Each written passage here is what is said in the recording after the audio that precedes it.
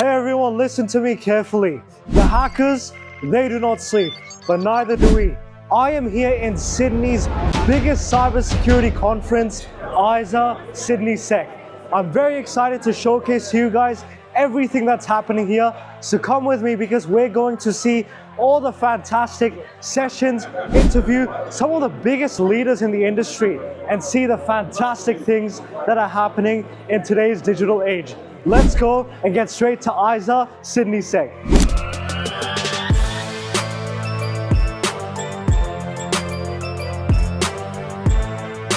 You will find a new target. So they moved away towards identity. Because they know identity is still hybrid, still disjoint, and it's easier for them to target.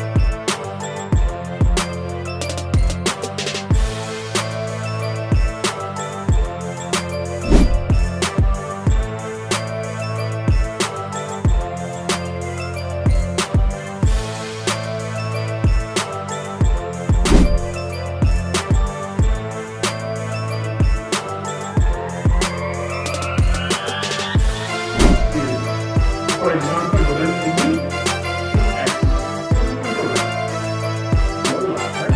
for example, server admin will be able to access server.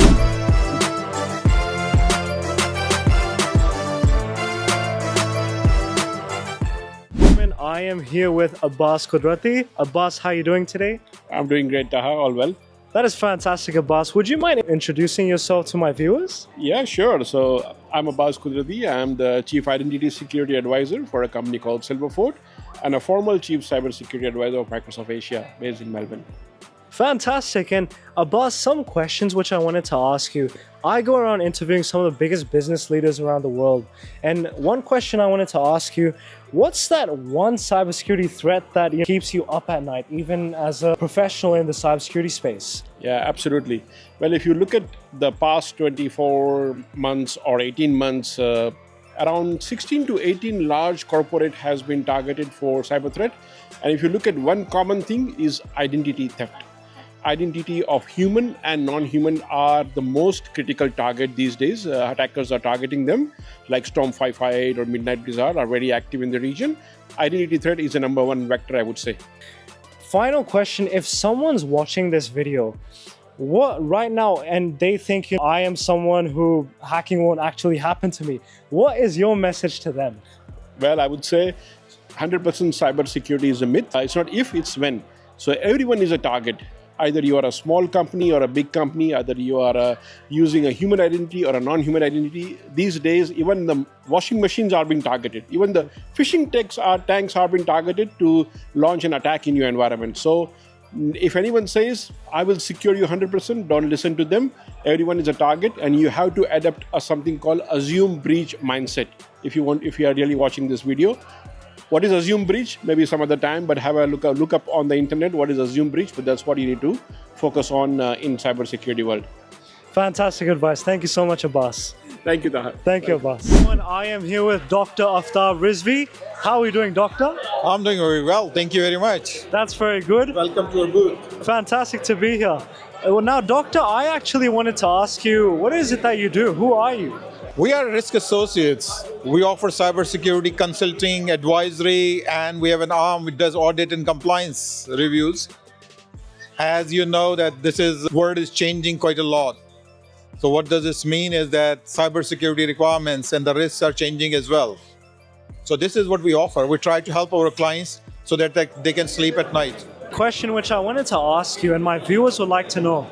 I go around interviewing some of the biggest business leaders, and one key question I have for you, what made you want to start Risk Associates?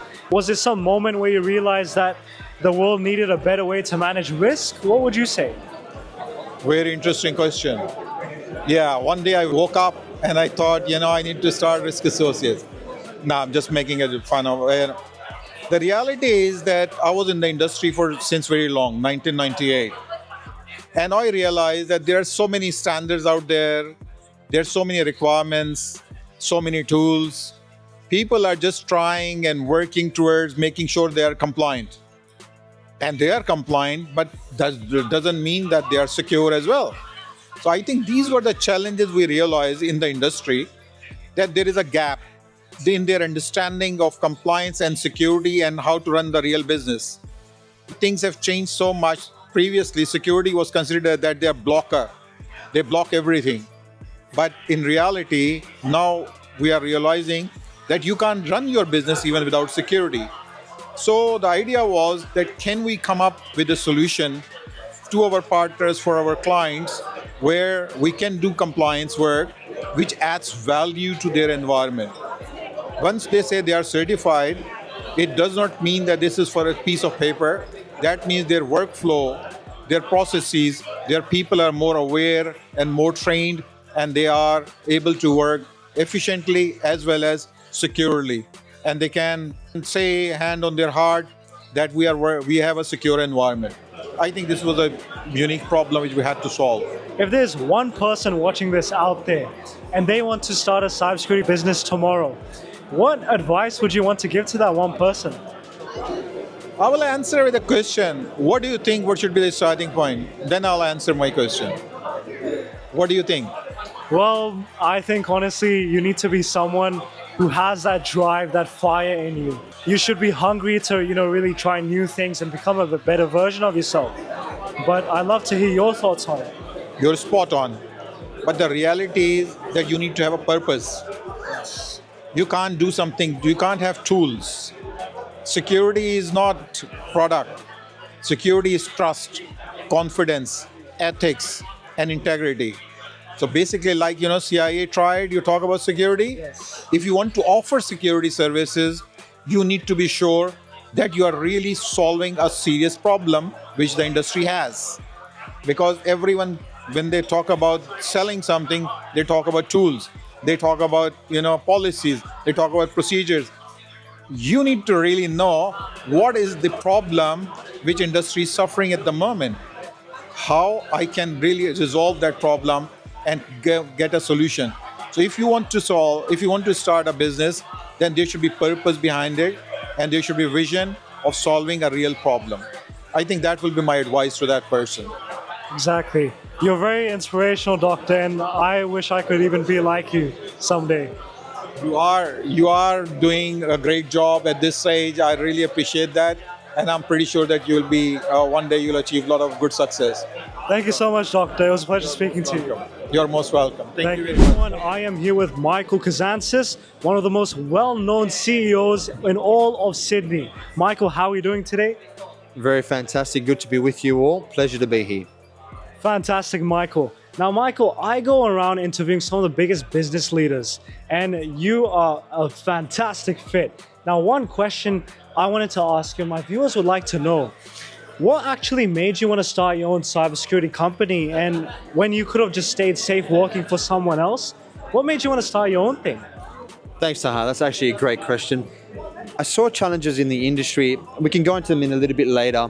But ultimately, as a CEO starting a company, you want to have control, power. And the way that I looked at it is, I resented the idea of waking up and sort of saying to, a boss, hey, I need a little bit more money, or hey, I want a pay rise. I was like, I want to be in control. So the way that I looked at it is, what can enable that is by creating your own company and essentially being responsible for what you make and what you earn. There's also multiple other reasons, just like, for example, the experience of life, going through and saying, I gave everything a go, wasn't afraid. But yeah, it's very much a unique sort of experience starting a company. Definitely, 100%. A final question which I would have for you, Michael. We all know there are many problems happening with businesses on a day-to-day basis. Now, what was the reason you started CYBORIUM, enterprise-grade procurement and vendor relationship managed as a service? What was your main reason? Ultimately, I want a end client, could be CBA, any of the big banks, right? It could be any of the super funds, could be any of the financial organizations, to have more control over the decision and what they make from a perspective of being educated and knowing really what is the outcomes that I'm going to expect. So as an independent, sort of, you look at it from the perspective of being that organization that is the connector. The way that I look at it is, ultimately, CYBORIUM wants to get the outcome. Whereas a particular vendor, particular MSP, they simply are rewarded based on selling. And the more they sell, call it a day. right? Whereas in terms of CYBORIUM, the reward factor is the ongoing projects that you provide for us and provide for the entire team. And the idea is the more successful we can make you, the more successful we will be. So it's a very much a symbiotic relationship where it has really, really good synergies, and we can sort of sit together and say, we are one, we want to get an outcome. It's as if our entire organization becomes part of yours. Because ultimately we also want to protect the nation, protect organizations, secure, little old grandma, make sure her details and sensitive information that isn't leaked in order to sort of let scammers target these people. We should be doing more to protect Australia and really everyone globally. Exactly, 100% I agree, Michael. Well, thank you so much, Michael. It was such a pleasure interviewing one of the most well-known CEOs here in all of Sydney, and we really appreciate your insights and what CYBORIUM has to offer. Keep it up, Michael. Thank you. Looking forward to connecting with you all. Feel welcome to reach out. And I want to give a thank you to Taha, who's helping bring the community together and at all these industry events, bringing you knowledge, information, and wisdom. Look forward to see you all soon. Thank you. Thank you.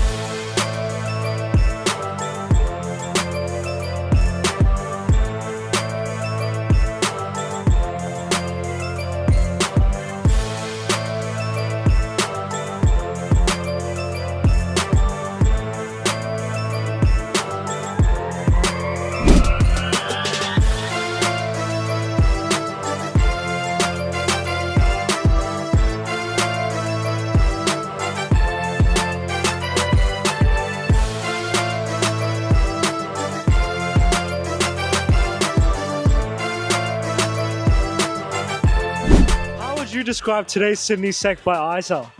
Different in a good way. How did you find the SydneySEC event today? It was refreshing. It's a different modality to engage different people with cybersecurity.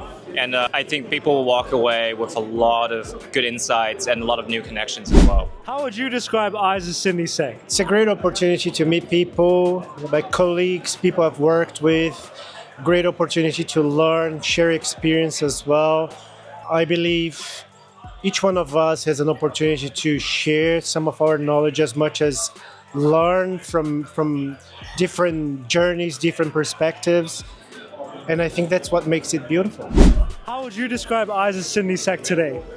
Good opportunity to get some really good cut through. You learn some of the leading edge around what's going on in the industry. We're hearing about experts that are dealing with issues day to day.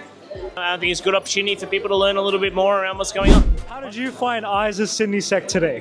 Hey Taha, yeah, it's a great day. It was an honour to be presenting. I hope that some of the things I said were helpful to the attendees, but I really enjoyed the last session between Reese, who I actually used to go to law school with, and Stephanie Way from the National Office of Cybersecurity. It's always interesting to see how the government is thinking about the cyber threats and how they're evolving. More and more government's going to be involved in instant response, and I am the head of instant response for my insurance company, so that's really important to understand that inside knowledge from the government perspective. So I thought that was really helpful. Thank you so much, appreciate it. Take care, Taha. Everyone, what we witnessed at today's SydneySEC by AISA was truly remarkable. This wasn't just any ordinary conference. This was the conference which was ahead of the cybersecurity world and the industry. It was the conference to be at, and we were here. We covered the fantastic stuff that was happening.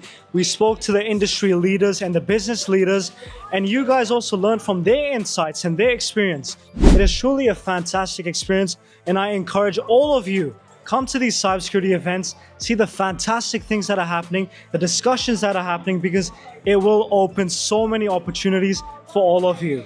Thank you so much, AISA, and thank you all for watching this video. I hope you all enjoyed, and Cybersecurity Khan signing out.